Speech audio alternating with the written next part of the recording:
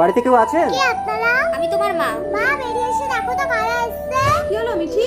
কে? কি চাই আপনাদের? আমরা মিঠির মা বাবা, মিঠিকে নিতে এসেছি।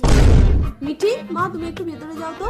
আপনারা এখান থেকে যাবেন না পুলিশ ডাকবো? হ্যাঁ ডাকুন পুলিশকে, আমরাও বলবো আপনার স্ত্রী আমার মেয়েকে চুরি করে এনেছে। দেখুন, আমার স্ত্রীকে গর্ভবতী অবস্থায় রেখে আমি 2015 সালে বিদেশে গেছিলাম। আমার স্ত্রী 10 মাস 10 দিন গর্ভে ধরে মিঠিকে জন্ম দিয়েছে। 2015 সালে ওর যদি জন্ম হয়, ওর বয়স কি এখন 10 বছর? 2020 সালে ওর জন্ম, ওর বয়স এখন 5 বছর। না ওর 20 সালেই জন্ম।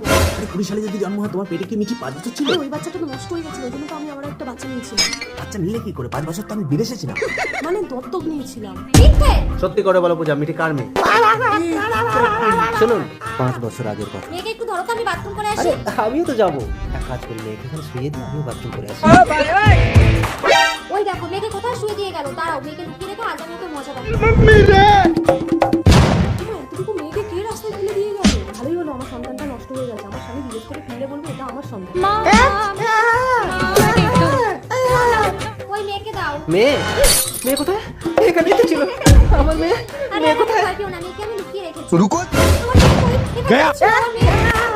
আরে ও ভিক্ষে চাইছে, এদিকে এসো। 5 বছর পর মিঠিকে আমি রাস্তায় কুড়িয়ে পেয়েছিলাম। মিঠিকে তুমি ওদের হাতে তুলে দাও পূজা। আমি তোমাকে ছেড়ে যাব না মা।